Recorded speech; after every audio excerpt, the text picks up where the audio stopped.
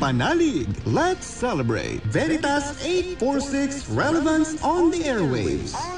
As Veritas 846 is Metro Manila's number 3 most listened to AM station batay sa pinakahuling Kantar Media Survey. Maraming salamat mga kapanalig sa inyong patuloy na pagtangkilik sa mga programa ng inyong kapanalig na himpilan. Veritas 846, ang radyo ng simbahan. Sumainyo ang katotohanan.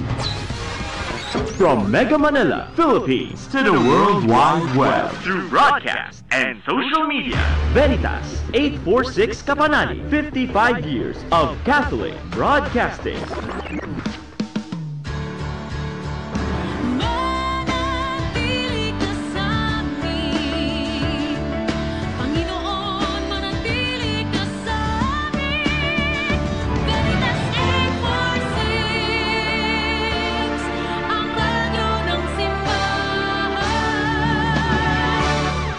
Member, Catholic Media Network and kapisanan ng mga broadcaster ng Pilipinas. Philippine Standard Time, limang minuto makalipas ang 8 ng gabi. Ngayon po ay araw ng Linggo, 7 ng Hulyo, taong 2024. Narito ang Veritas News Alert Nationwide. Mariing nanawagan ng kanyang kabanalan Francisco ng pananalangin para sa pagpapanibago at pagbabalik loob ng mga nagsusulong ng armadong sagupaan sa iba't ibang bahagi ng daigdig.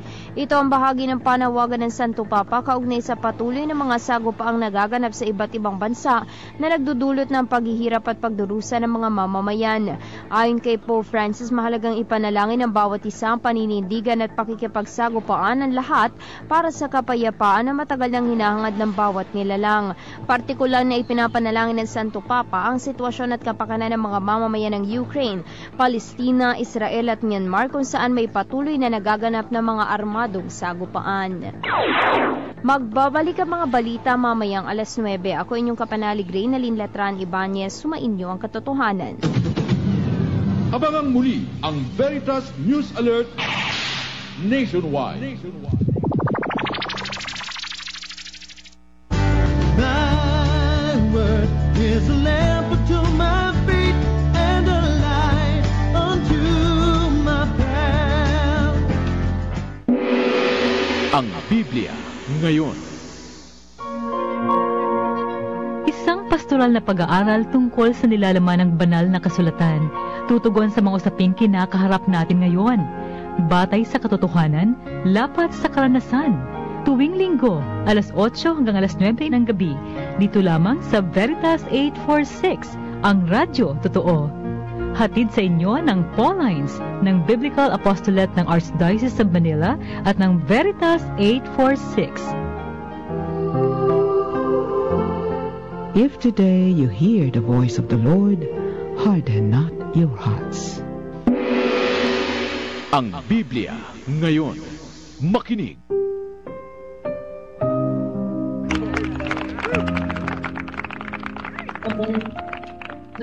Magandang gabi mga kapanalig at welcome po sa ating programang Ang Biblia Ngayon. Ito po si Sister Rose ng Daughters of St. Paul. Medyo matagal ko po kayong hindi nakasama dahil nga namatay ang aking mamang at pagkatapos ay nag-retreat ako. Salamat po sa inyo sa inyong mga panalangin at salamat din kay Sister Lacey na naging kasama ninyo habang wala ako. Kumusta na po kayo? Sana'y nasa mabuti kayong kalagayan at handa na muling makiisa sa isang oras ng pag-aaral at pagninilay ng salita ng Diyos. Dito po sa ating programa. Kaya ihanda na po natin ang ating mga Biblia para makasunod tayo sa gagawin nating pag-aaral. Kasama po natin broadcasting live sa studio ng Veritas 846, ang radyo ng simbahan, ang direktor ng Biblical Apostolate ng Archdiocese of Manila, si Reverend Father Adonis Saclolo. Magandang gabi, Father Adonis. Magandang gabi mga kapanalig, magandang gabi sister, welcome back. Ngayon po ay nandito tayo muli sa ating programa Ang Biblia Ngayon at may pag-uusapan po tayong isang mahalagang bagay sa araw na ito. Pero bago po iyon, mas mabuti pong tawagin natin ang gabay ng ating Panginoon at tayo po ay magsimula sa pamamagitan ng pambungad na panalangin na pangungunahan ni Sister Rose. Sa ngalan ng Ama, ng Anak at ng Espiritu Santo. Amen. Ama naming Diyos, pinasasalamatan at pinupuri ka namin sa pagbibigay mo sa amin ng iyong bugtong na anak upang maging aming kapatid at tagapagligtas. Pinupuri ka namin, Panginoong Hesus, sa pag-aalay ng iyong sarili para sa aming kaligtasan, bagaman hindi kami karapat-dapat. O Espiritu, aming gabay at inspirasyon, patnubayan mo kami sa tamang landas at sa aming pag-aaral ng iyong salita ngayong gabi. Gabayan mo po ang aming tagapagturo na si Father Adonis at ang lahat ng kapanalig na kaisa naming nagsisikap na makilala ka ng lubos sa pamamagitan ng iyong banal na salita. Ang lahat ng nakikinig sa ating programa at ang mga kasama naming naglilingkod sa istasyon ng Veritas 846. Hinihiling po namin ito sa ngalan ng Kristong aming Panginoon. Amen. O Jesus, ikaw ang daan, ang katotohanan at ang buhay. Iligtas mo kami. O Maria, Birhen ng katotohanan, panalangin mo kami. Sa ngalan ng Ama, ng Anak, ng Espiritu Santo.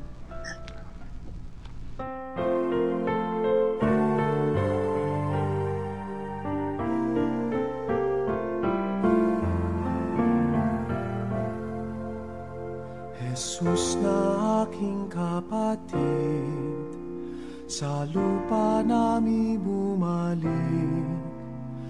Iyong mukha'y ibang-iba, hindi kita nakikilala. Tulutan mong aking mata, mamulat sa katotohanan. Ikaw po'y makikilala sa taong mapagkumbaba. Jesus na aking kapatid, putikin man ang iyong sapin, punit-punit ang iyong damit, nawa ika'y mapasa akin.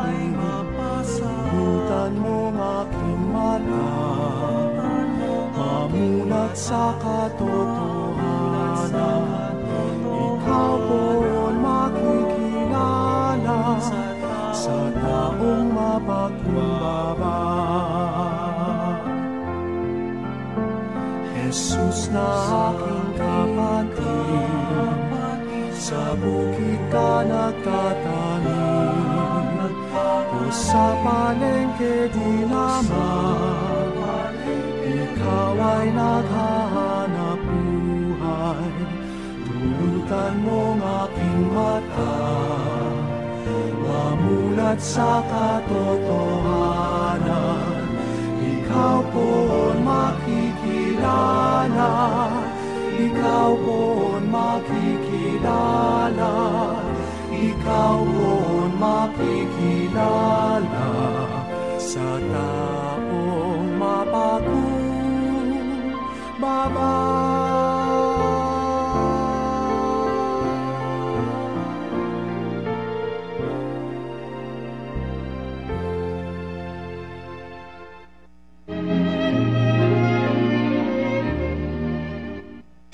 Iba't ibang lasa, may salabat, turmeric at ampalaya. Idaan sa gaan, Idalay Herbal Day na yan. Ay, hirap gumalaw. Ay, napapasigaw. Daliri sa paa at kamay, sakit na napapaay. Nandito ang Turmeric Plus, tunay kang walastik. Mahalagang paalala, ang Turmeric Plus ay hindi gamot at hindi dapat gamitin panggamot sa anumang uri ng sakit.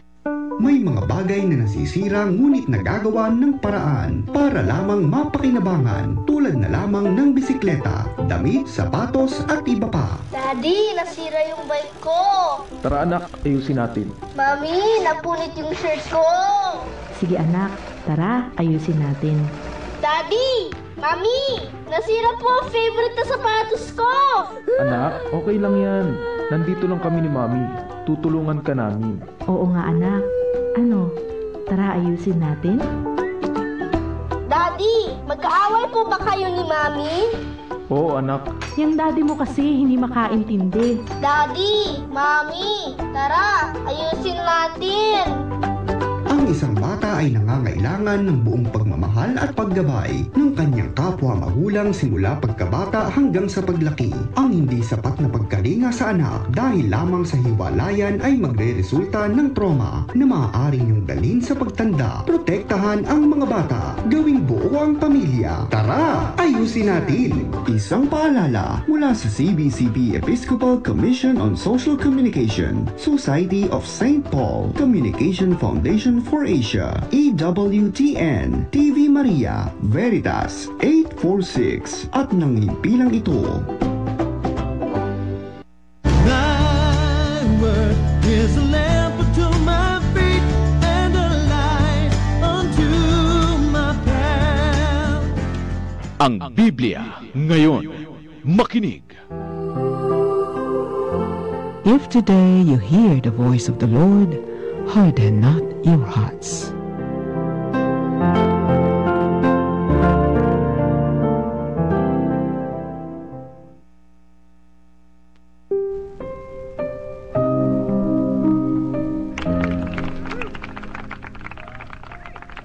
Nagbabalik po tayo sa ating programa Ang Biblia Ngayon. Tayo po ay napapanood sa Veritas TV sa Sky Cable Channel 211 At narito rin po tayo sa Facebook live stream. Hanapin nyo lang po yung DCRV 846. At meron din po tayo sa Veritas PH live stream sa YouTube. At napapakinggan din po tayo sa Signal Cable Channel 313 sa e-radio portal. At ngayon po, bago tayo magpatuloy, babalikan natin yung tinalakay noong nakaraang linggo, yung paksa na ibinigay sa atin ni Sister Lacey. At ngayon po, ito ay ating babalikan ng pagdinig sa ibibigay sa atin ng ating Sister Rose na narito ngayon. Balik dinig sa nakaraang katotohanan. Dahil ipinagdiwang po natin ang dakilang kapistahan ng dalawang haligi ng simbahan, sina San Pedro at San Pablo noong June 29, ang naging paksa po ng pag-aaral ay bakit kailangan nating tularan si Pedro at si Pablo sa pagpapalaganap ng Ebanghelyo at sa ating buhay. Ang teksto po ay mula kay San Mateo, chapter 16, verses 15 to 19, at sa ikalawang sulat ni San Pablo kay Timoteo, chapter 4, verses 6 to 8. Bilang pasimula, sinabi din ni Sister Lacey na ipinagdiriwang din o ipinagdiwang ang Pope's Day dahil nga si San Pedro ang unang pinuno ng simbahan, ang unang papa. Pagkatapos inisa-isa ni Sister Lacey ang mga katangian ni Pedro na mababasa natin mula sa Ebanghelyo. Impulsive, nagpapanik, duwag, mahina ang pananampalataya, natulog nung kailangan siya ni Jesus, mabilis magsabi ng mamamatay ako kasama mo, pero pagkatapos ay itinutwa naman niya si Jesus ng 3 beses. Pero ang tanong, bakit siya pinili ni Jesus na maging pundasyon ng simbahan? Dahil sa kanyang kababaang loob at pagmamahal kay Jesus, nanatili siyang tapat hanggang sa huling sandali ng kanyang buhay. Si San Pablo naman, dahil naman sa katapatan ni Saulo bilang Hudyo, pinersecute niya ang mga Kristiyano. Nagpakita sa kanya ang Panginoon, nabulag siya at tinanggap niyang nagkamali siya. Sinunod niya ang misyong ibinigay ni Jesus sa kanya na magpalaganap ng mabuting balita sa lahat, lalo na sa mga hintil. Lumabas siya sa kanyang comfort zone at porsigido siyang nagpunta sa napakaraming lugar para ipakilala si Jesus sa kanila. Dahil sa kababaang loob ni San Pedro at San Pablo, sa kanilang katapatan at perseverance kahit sa harap ng kamatayan, buong tapang at sigasig nilang naipahayag ang mabuting balita ni Jesucristo sa buong mundo. Ito po ang ating maikling balikdinig at kung gusto po ninyong marinig ang kabuuan ng programang Ang Biblia Ngayon noong last Sunday, available po ito sa Facebook pages ng Arkham Ministry of Biblical Apostolate sa Paulines Multimedia, PH, at sa DZRV 846 Veritas. Father? Maraming salamat, Sister Rose. Ngayon po, magpapatuloy tayo sa ating tatalakayin. Paksa, no? Ngayon po ay ikalabing-apat na linggo ng karaniwang panahon at alam ko po mga kapanalig na kayo ay nakapagsimba na lahat, no? At yung binasa nating ebanghelyo sa araw na ito ay mula sa ebanghelyo ni San Marcos, no? Chapter 6 verses 1 to 6, no? At alam niyo naman po, nakarinig na kayo ng magagandang homilya at mga maliwanag na pagtuturo. Ngunit ito rin po yung paksa natin ngayong gabi sapagkat may isang bahagi po rito na nais natin talakayin, no, na nais naming makatulong sa pananampalataya natin. At ito po yung patungkol sa binanggit sa Ebanghelyo na mga kapatid ni Jesus na sina Santiago, Jose, Judas at Simon. At ganun din daw yung mga kapatid ni Jesus na babae na nanirahan doon sa Nazaret, no? At ito po ay pag-uusapan natin. Bibigyan natin ng liwanag sapagkat ito ay nagdadala ng kalituhan, no, sa maraming mananampalatayang Katoliko, no? Nagdadala ito ng maraming katanungan. At ngayong gabi ito ay ating pag-uusapan at titignan po natin ang mga dokumento at mga pagtuturo ng simbahang Katoliko, gayon din yung mga pundasyon mula sa Biblia, dahil atin ngayong pag-uusapan na si Jesucristo ay walang kapatid sa laman at dugo, no? Ito po ang ating bibigyang konklusyon. Wala siyang kapatid sa laman at dugo mula kay Maria sapagkat si Maria ay tinatawag nating perpetual virgin, no? Bago ipanganak, habang nanganganak at pagkatapos manganak kay Jesus si Maria, siya ay birhen, no? At ito po yung ating pag-uusapan na walang kapatid sa dugo at laman si Jesus. Ngunit pag-uusapan din po natin na meron naman ding kapatid si Jesucristo sa pamamagitan ng pananampalataya at ng pagsunod sa kalooban ng Diyos. Ito po yung ating tatalakayin. Kaya nga, ang mahalaga po kung hawak ninyo ang inyong mga Biblia para masundan nyo po, kasi may mga babasahin tayong mga verses o mga bahagi ng kasulatan, no, para maunawaan natin ito. Ngayon po ang ating katanungan sa gabing ito ay, ano ang kahulugan para sa iyo na ikaw ay kapatid ni Jesucristo, no? Ito po yung ating pag-uusapan. Ano ang kahulugan sa iyo na ikaw ay kapatid ni Jesucristo? Maaari niyo pong ipadala ang inyong mga sharing, no, pakikibahagi dito sa ating pinag-uusapan sa ating text line 0918-837-4827, no? Ito po, o kaya naman ay mag-comment po kayo sa ating Facebook comment section sa ating Facebook Live, no? Ngayon po, uumpisahan ko na po, no? Sa ating ebanghelyo sa araw na ito, nakita natin na si Jesucristo ay bumalik sa Nazaret.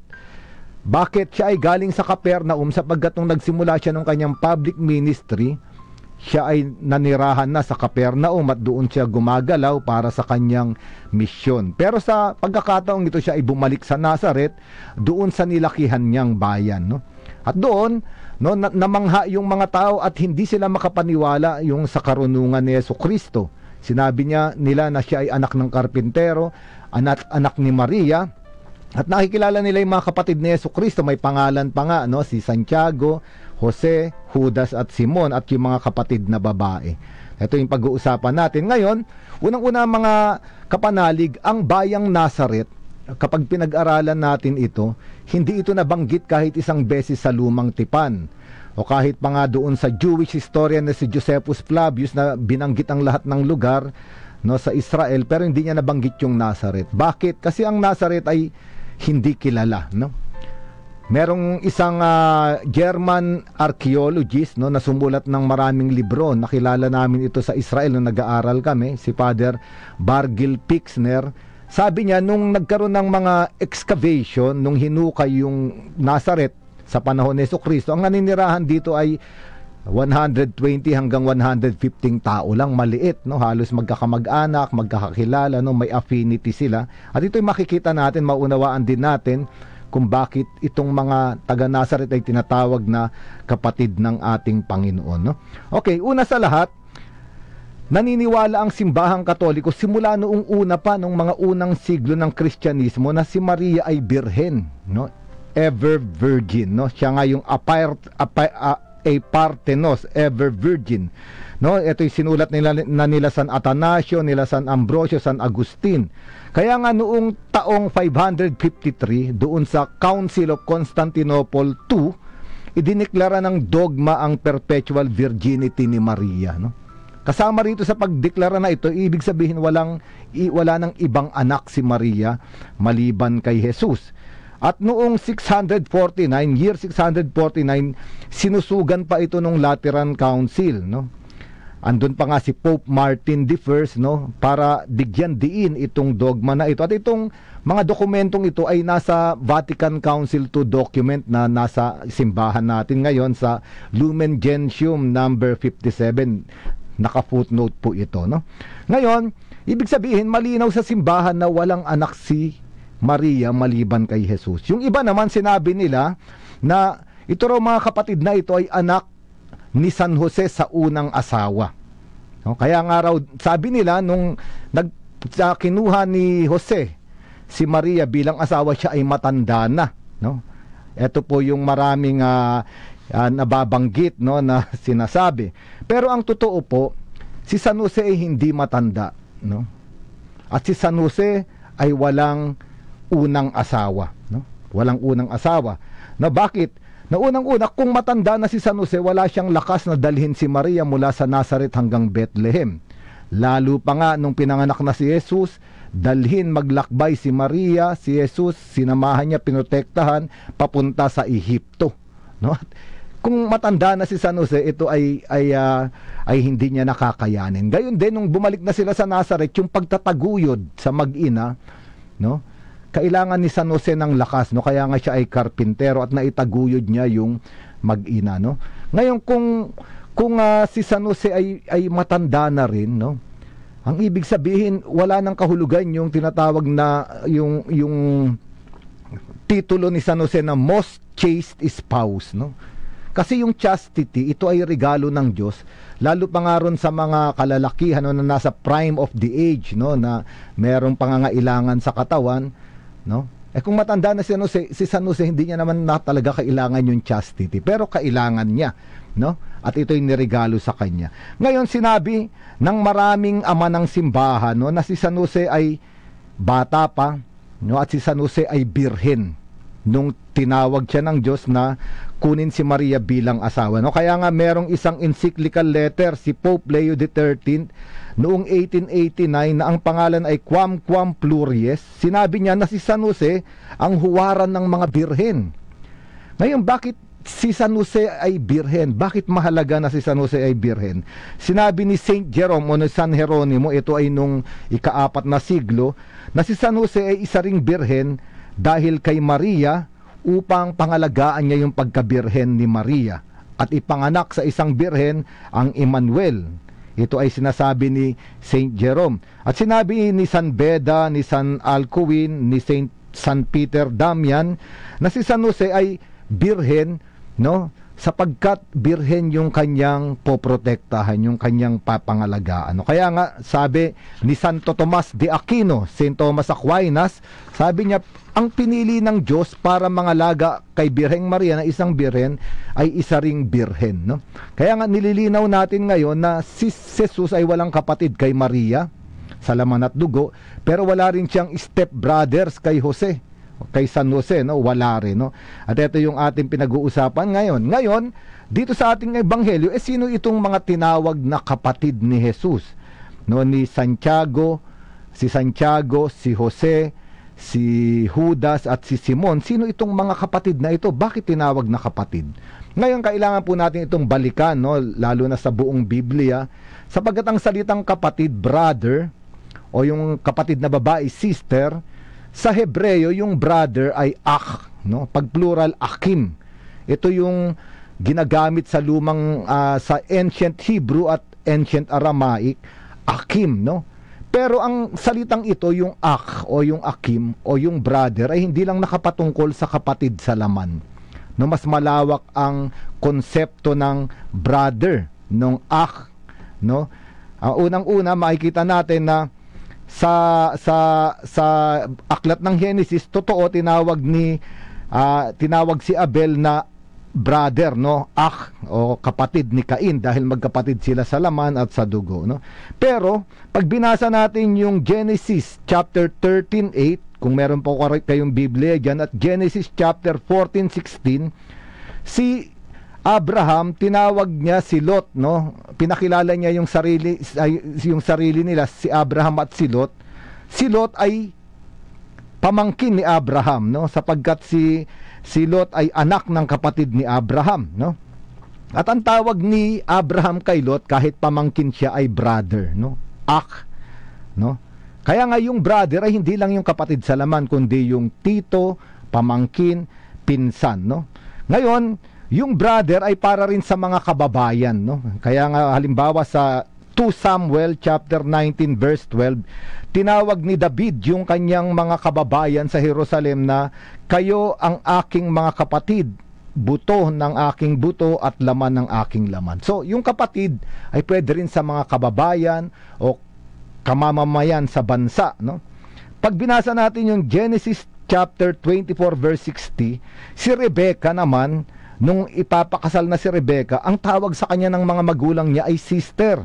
No, may our sister become thousands of 10,000. So ang ibig lang natin sabihin, yung salitang kapatid, brother or sister, sa yung sister ay akhot, ay hindi lang para sa kapatid sa laman, no?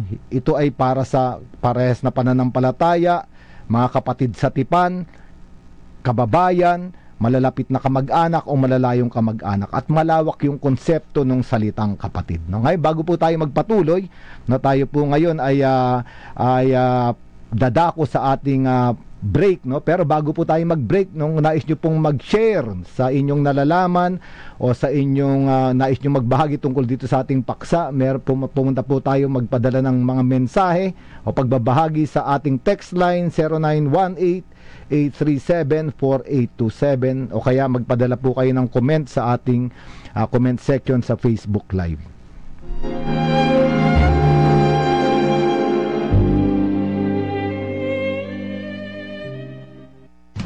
Sa mga kapanalig, nagpapasalamat po ang Veritas 846, ang radyo ng simbahan, sa ating pagiging number 3 sa AM radio rating sa Metro Manila ng Kantar KBP. Isang biyaya po na dumadami ang nakikinig at naniniwala sa kahalagahan ng katotohanan.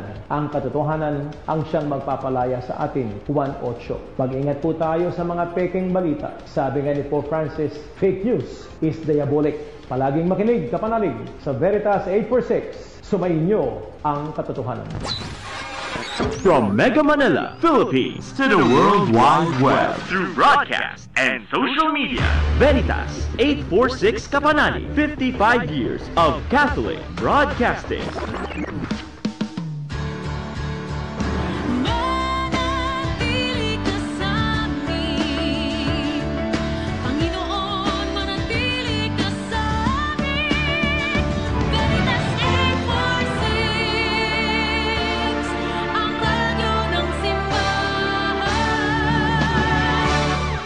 Member, Catholic Media Network and kapisanan ng mga broadcaster ng Pilipinas. Ang ating pong oras ay 32 minuto makalipas ang 8 ng gabi. Thy word is a lamp unto my feet and a light unto my path. Ang Biblia ngayon. Makinig. If today you hear the voice of the Lord, harden not your hearts.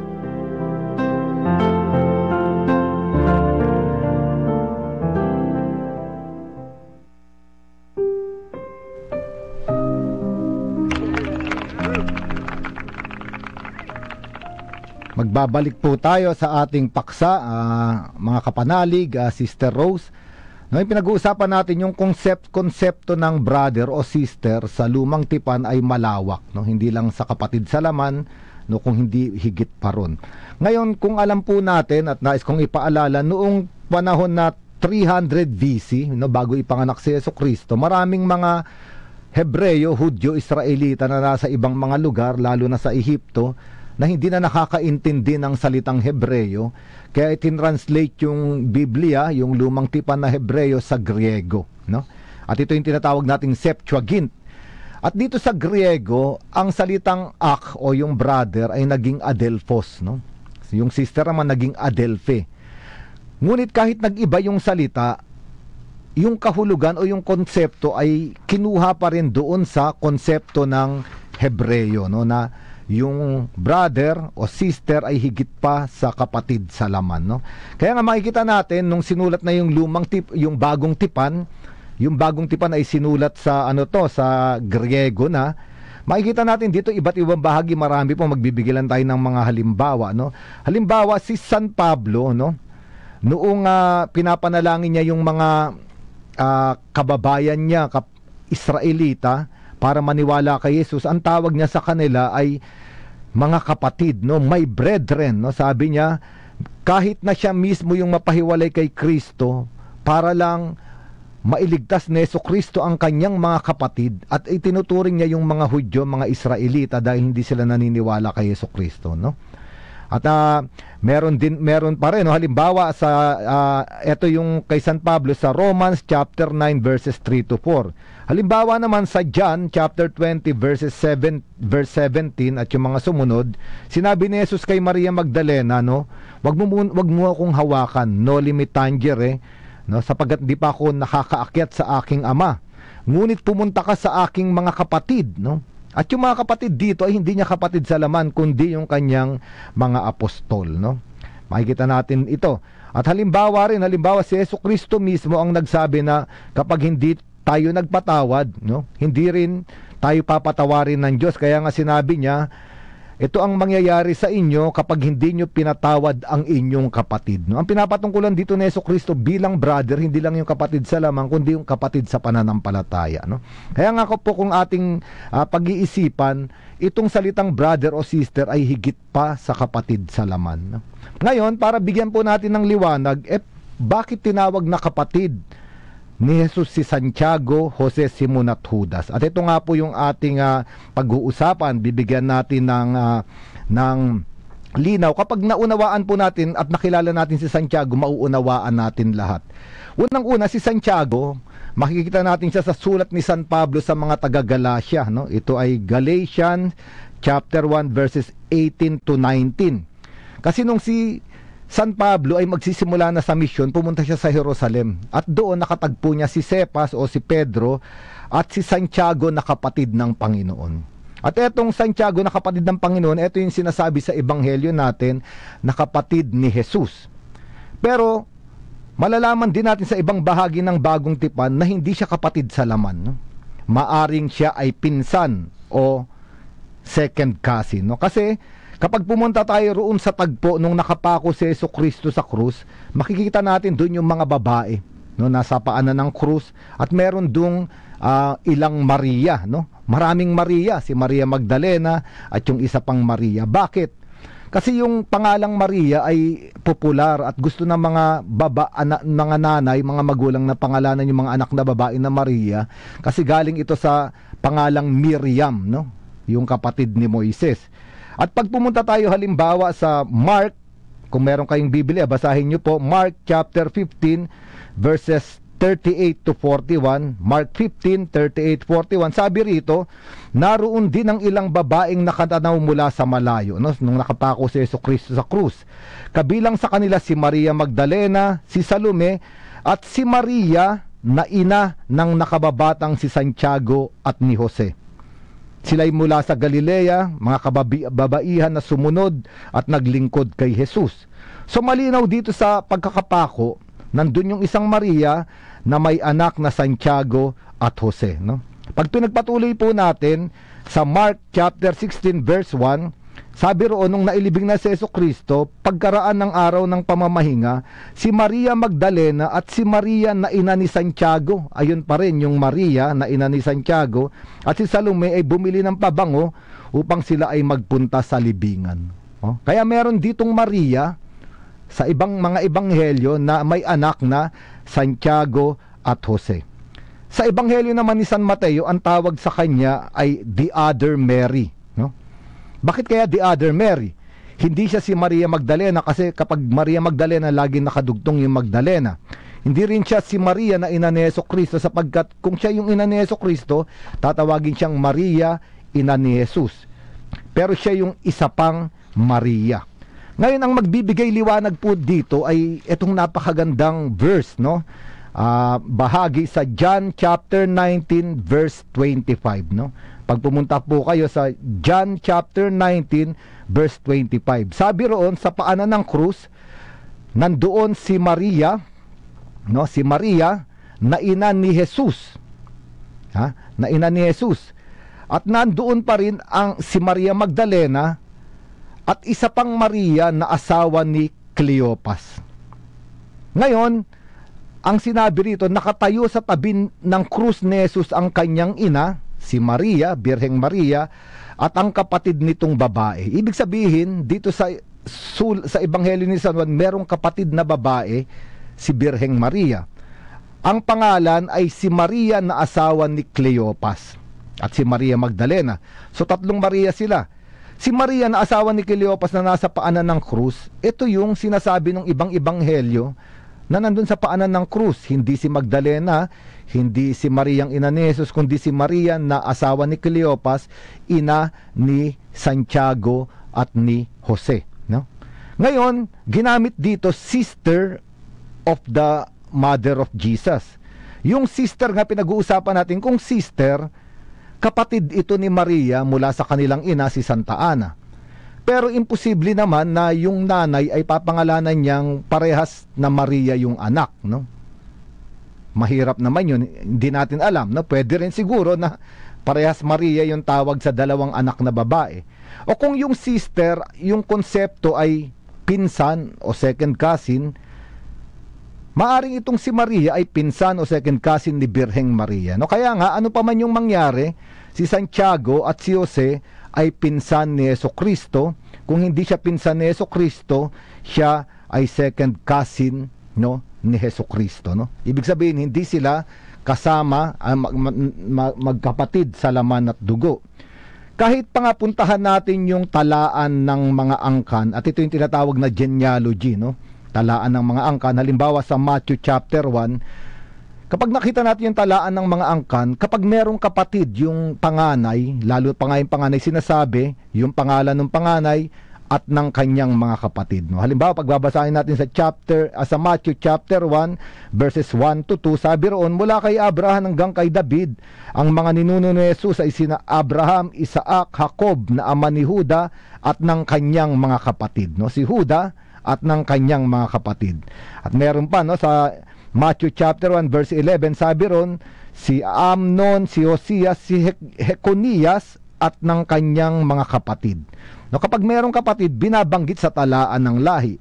Pero dito sa Matthew chapter 1, ang sinabi lang dito, si Jesus ay isinilang, no, kay Maria na asawa ni Jose, at walang sinabing ng kanyang mga kapatid, no? At sana po ay natutulungan tayo dito sa ating pinag-uusapan na walang kapatid si Jesucristo sa laman at dugo. Yung kapatid ay maaring pinsan o second cousin. Sinabi nga natin kanina sa Nazareth, maliit lang yung lugar, 120 to 150, at totoo, ituturing nila yung bawat isa, no, na magkakapatid, parang isang pamilya. Pero ang pinaka magandang bersikulo o bahagi ng bagong tipan ng Ebanghelyo para mapatunayan natin na walang ibang anak si Maria, kahit kay Jose, walang ibang kapatid si Jesus, kay Maria at kay Jose, ay ito pong John chapter 19 verses 26 to 27. No, basahin niyo po, no, John chapter 19 verses 26 to 27. Anong sabi rito? Ito yung nakapako na si Jesucristo, nakita niya yung minamahal niyang alagad at si Birheng Maria ang kanyang ina sa paanan ng krus. Sabi rito, nang makita ni Jesus ang kanyang ina at ang minamahal niyang alagad na nasa tabi nito, sinabi niya, ginang, narito ang iyong anak, at sinabi niya sa alagad, narito ang iyong ina. Mula noon, pinatira na ng alagad na ito sa kanyang bahay ang ina ni Jesus. At ito po ay nagbibigay linaw. Kung merong kapatid si Jesucristo, hindi niya ipagkakatiwalang tumira yung kanyang ina sa kanyang alagad, no? Na hindi naman kaano-ano. Itong minamahal na alagad ay si San Juan, no? At ito po yung nagpapatunay na si Jesucristo ay walang ibang pagkakatiwalaan ng kanyang ina kundi yung kanyang alagad, no? Hindi niya kapatid sa laman, hindi niya kapatid sa dugo, pero kapatid niya sa pananampalataya, no? Kaya nga po ito yung pinag-uusapan natin. Kung pag-uusapan natin si Jesucristo bilang si Jesus, anak ni Maria, ay walang kapatid. Pero si Jesucristo bilang anak ng Diyos ay mayroong kapatid. At ito yung pag-uusapan po natin, at ito yung pagiging kapatid natin ni Jesucristo dahil sa binyag, sa pananampalataya at pagsunod sa kalooban ng Diyos. No, kaya nga kung meron po kayong mga nais ibahagi sa ating pinag-uusapan, magpadala po kayo sa ating text line 0918-837-4827 o sa ating comment section sa Facebook. Ngayon po, nagpapabati po, no, ang ating kapatid, no, na si Mrs. Elizabeth Marsan, at humihingi ng panalangin sa kanyang pamilya. Gayun din po ang ating kapatid, no, na si Romel Diso ng San Juan Nepomuceno, Cabiao. Nagpapa-shoutout siya kay Ate Maria Hadja, kay Father Venes, kay Connie, Edna, kay Reverend Eric, Ana Rosa at si Mang Diso, no. Maraming salamat po sa inyo, mga kapatid, no. At kung meron pa po kayong nais ipadala, no, na mga dapat sabihin, nais ibahagi, inaanyayahan po namin kayo, no. Ngayon, tayo po ay mag-aantay ng inyong mga pagbabahagi habang tayo po ay nagkakaroon, no, ng maiksing break.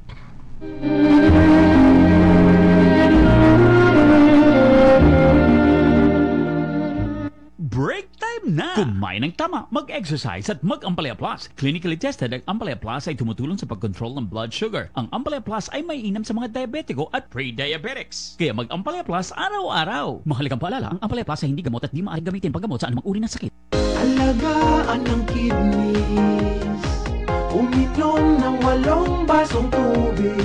Renalin, Renalin, Renalin, araw-araw. Mahalagang paalala, ang Renalin ay hindi gamot at hindi dapat gamiting panggamot sa anumang uri ng sakit. Thy word is a lamp unto my feet and a light unto my path.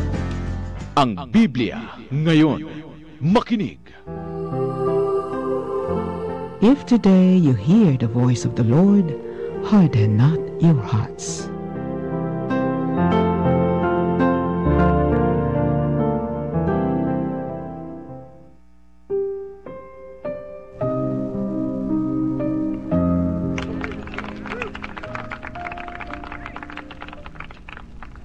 Sige po, tayo po ay magpapatuloy. Sinasabi ko nga, at ang turo ng simbahan, walang kapatid si Jesucristo sa dugo at laman, ngunit lahat tayo ay kapatid ni Jesucristo. Napakaganda po nung general audience, yung catechesis ni Pope Francis noong April 10, 2013. Sinabi niya na ang pundasyon ng ating pananampalataya ay ang kamatayan at muling pagkabuhay ni Jesucristo. At ginamit niya po yung sulat ni San Pedro, no? Chapter 1 verses 3 to 4. Sabi niya rito, sa kamatayan at muling pagkabuhay ni Jesucristo, no, tayo ay nagkaroon ng pamana, no? At yung pamana natin, ito na yung hindi nawawala, sapagkat ito yung pamanang walang hanggan, no? At itong muling pagkabuhay ni Jesucristo mula sa kamatayan, ito po yung kahulugan ng ating binyag, sapagkat kapag tayo nilulubog sa tubig, namamatay yung lumang tao ng kasalanan at lumalabas yung bagong tao, no? At yung bagong tao, ito yung anak ng Diyos, no? Kaya nga sa ating binyag, sa pananampalataya kay Jesucristo, sa pagtanggap sa Espiritu Santo, lagiging kapatid tayo ng ating Panginoon, no? Sabi nga rito sa sulat ni San Pablo sa mga taga-Galatia, chapter 3 verses 26 to 27, basahin po natin, dahil sa inyong pakikipagkaisa kay Kristo Jesus, kayong lahat ay mga anak ng Diyos sa pamamagitan ng pananampalataya. Si Kristo mismo ang inyong isinuot na damit ng kayo'y bautismuhan sa inyong pakikipagkaisa sa Kanya. At maganda rin po yung sinulat ni Pope Francis, dahil kinote niya rin yung sulat ni San Pablo sa mga taga-Roma chapter 8 verses 15 to 16. Sabi rito, ang lahat ng pinapatnubayan ng Espiritu ng Diyos ay mga anak ng Diyos, sapagkat hindi espiritu ng pagkaalipin ang inyong tinanggap upang kayong mamuhay sa takot. Sa halip ang inyong tinanggap ay ang espiritu ng pagkupkop upang kayo'y gawing mga anak ng Diyos. Kaya tayo'y tumatawag sa Kanya ng Ama, Ama ko. Aba, Aba Father, no? Sa pamagitan ng binyag at pagtanggap ng Espiritu Santo, no, may karapatan tayong tawagin ang Diyos na Ama. At mahalaga yung sinabi niya ni Jesucristo sa Ebanghelyo ni San Marcos chapter 3 verses 31 to 35. Ito po yung ebanghelyo natin nung mga nakaraang linggo, no? Ilang linggo yung nakaraan. Sabi roon ni Jesucristo, kasi dumating si Maria at yung mga pinsan niya, ngunit maraming tao. At sinabi ni Jesucristo, sino ang aking ina? Sino ang aking kapatid? At tinuro niya yung mga nakikinig sa kanya at sinabi niya, ito ang aking mga kapatid. Ang mga sumusunod sa kalooban ng Diyos ang aking mga kapatid at ina. No? At mahalaga ito, malinaw na si Jesucristo ay may kapatid. Yung mga sumusunod sa kalooban ng Diyos, yung tumanggap ng Espiritu ng Panginoon. Kaya nga ang panalangin na itinuro niya sa atin ay panalangin ng mga anak, no? Bilang kapatid niya, yung Ama namin, no? Kaya po ngayon sana po naliwanagan tayo na merong kapatid si Jesucristo dahil tayong lahat ay anak ng Diyos. Pero wala siyang kapatid sa laman at dugo, no? Ngayon, aanyayahan po natin si Sister Rose, no? Baka may nais ibahagi sa atin dito sa ating pinag-uusapan, no? Ngayong gabi. Sister Rose? Father, maraming salamat sa pagtalakay mo, no? Kasi ito talaga yung madalas na tinatanong ng aking mga kababayan, mga kapatid. Yung mga Protestants, no, wala namang kapatid ang Panginoong Jesucristo o yung ibang mga din. Pero alam mo, Father, meron akong reflection lang yung tungkol dun sa salitang kapatid. Di ba kasi sa Tagalog, sabi ko noon, pinag-aralan ko, ano ba bakit nasabing kapatid? Yung pala di ba yung umbilical cord, kapag kapatid, ang ibig sabihin, we were cut from the same cord ng ating ina. So yung tayo bilang magkakapatid kay Kristo, iisa lang yung cord na nag-uugnay sa atin, yung cord ng pagmamahal ng Panginoong Diyos. So yun yung, kasi tinatanong ano yung kahulugan para sa iyo nang ikaw ay kapatid ni Jesus, yun na ako ay pinutol sa cord, sa ano ba ang cord? Yung umbilical cord niya, pero mula sa sinapupunan ng Diyos. So, yun, para sa akin napakaganda. Kaya kailangan tayong mabuhay katulad ni Jesus. Ayun. Okay, salamat sa pagbabahagi mo, Sister Rose. Ngayon po, Sister Rose, nabasa ko na yung mga nagpadala rito ng text kanina, no, bago tayo mag-break. Meron po ba tayong mga nag-message sa ating Facebook sa comment section? Meron po, Father. Dito po nakalagay si Benedict, Sister Paglinawan. Sabi lang naman niya, Amen. So, i-shout out ko lang si Chub Jr. Muto.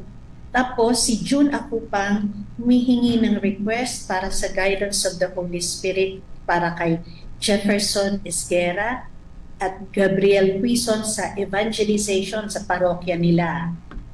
Bumabati din si Lulu Lim ng good evening sa lahat at lalo na kay Father Adonis. Si Karen Portal, God bless daw po. At si Raquel Saclolo from Montalban, Rizal for the fast recovery of Seth Abraham. Bumabati din si Norma Quizon, si Ferry Moscoso, si Cynthia Orozco, at si Romel Mateo. Meron din ditong pagbati si Vilma Teresita Tarong Talosa, Lilia Valera, Laila Guevara. Ito si Sister Ameline Paglinawan ay nanonood daw po sa atin. Dati namin siyang kasama natin siya dito sa Veritas 846. She's watching from Cagayan de Oro. Bumabati din si Aditha Garcia. Good evening po. Ayan. Oh, sister, marami pala tayong tagapanood din sa Facebook Live, no? At sa lahat ng mga kapanalig natin na nanonood sa Sky Cable, sa Veritas PH live stream, no? Maraming salamat po sa inyong pakikipagnilay sa atin, no? Ngayon, para bigyan po ng kaliwanagan yung mga katanungan din ng ating mga mananampalataya at ganun din para pagnilayan yung salita ng Diyos, no? So ngayon po, meron po ba tayong announcement? Sister, may announcement po ba kayo sa inyong mga activities sa inyong congregation? Father, meron pa pong pumapasok na messages mula sa ating sa ating Facebook. Basahin ko muna po. Si Eden Raico bumabate. Blessed Sunday po, Father Adonis and Sister Rose, mula kay Jenny Egat. Si Marina Ordiales bumabati ng good evening from Com5 and Ensol. Hindi ko po alam kung ano yun. Si Emma Lisaka Gumban, bumabati ng good evening. Tapos, si Arnold Claro, naghihingi ng panalangin para sa good health, financial blessings, miracles ng family. Nagpapasalamat din siya. Ayun. Kami po, binabati ko po ang bagong provincial government ng Daughters of St. Paul na pinangungunahan ni Sister Pinky Barrientos. At meron po siyang mga counselors. So, si Sister Noemi Vinoya, Sister Lauren Briones, Sister Lucy Bagalay, at si Sister Tina Madrigalios. Congratulations po sa bagong pamunuan ng Daughters of St. Paul. Pagdasal po natin sila sa kanilang bagong misyon. Sister, may nagpadala rito, humabol, yung kapatid nating kapanalig 0167, sabi niya, ako ay nagiging kapatid ni Jesus kapag ginagawa ko ang kalooban ng Diyos, lalo na kapag minamahal ko ang aking kapwa. Ayun, napakaganda ng pagbabahagi ng ating kapanalig, no? Kami naman, Sister Rose, mga kapanalig, ina-announce lang namin na ipanalangin niyo po kami sapagkat yung Arkham Ministry on Biblical Apostolate, yung mga Biblical Apostles, Bible Coordinators namin sa iba't ibang parokya ay magkakaroon kami ng very first, no, annual biblical retreat sa July 19 to 21, no? At pupunta po kami sa St. Michael's Retreat House sa Antipolo. Napakaganda pong lugar. Sana makapag-retreat din po kayo ron. Ngayon po, kami po ay nabiyayaan, no, maliban po sa mga speakers mula sa aming ministry, ay darating po ang Vicar General ng Archdiocese of Manila, si Father Reggie Malikdem, no? Magbibigay po siya sa amin doon ng talk. Isang napakagandang talk, no, tungkol sa taon ng panalangin at ng synodality. At ganun din ang ating pong kabunyaan, no, si Eminence Cardinal Jose Advincula ay dadalawin din po kami ron. Siya po yung culminating presider ng aming misa, no? Kaya po marami pong biyaya para sa aming ministry para magbigay lakas po sa amin sa aming mga misyon at gawain, no, sa ating archdiocese. No, ganun din po sa mga kapanalig natin na narito. Inaanyayahan namin kayong makiisa kasi tuwing Martes po ng gabi meron kaming tinatawag na Biblical Spirituality Weekly. Kami po ay nagninilay, no, ng salita ng Diyos, lalo pa ngayong ebanghelyo sa darating ng linggo. Nagbabahaginan kami at nagbibigay din po ng mga interpretasyon o komentaryo na makakatulong sa espiritualidad, no, nating mga mananampalataya. Pwede po kayong makiisa sa amin doon, no? Sister? Meron pa pong pahabol na mga messages sa ating comment section. Mula kay Arnold Claro, for Maria Annalisa, pray for employer to call her to work. Salamat daw. Si Nini Maningas, good evening po, Father, Sister, listening over the radio. At si Lisa Manding, bumabati din ng magandang gabi. Yan. Inaanyayahan ko din po kayo na kung lalo na po sa Facebook, meron po kami araw-araw yung mabuting balita na short video reflection sa ating ebanghelyo sa araw-araw.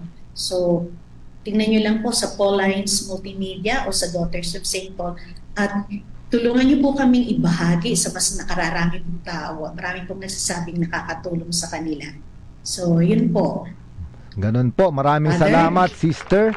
Ito pong ating programa rin ay nasa Facebook page ng Paulines at ng Arca Ministry on Biblical Apostolate. Masusubaybayan nyo po kami. Ngayon po, napakagandang pasalamatan yung Diyos sa napaka maluwalhating araw. Tayo po ay magtatapos sa pamagitan ng panalangin na pangungunahan ni Sister Rose. Panginoon, maraming po salamat sa pagtataguyod ninyo sa amin ngayong gabi sa ating programang ito. Nagpapasalamat po kami sa lahat ng nakiisa sa amin, sa lahat ng mga kapanalig na nagpadala ng kanilang comments, mga tanong, mga kahilingan at pagbati.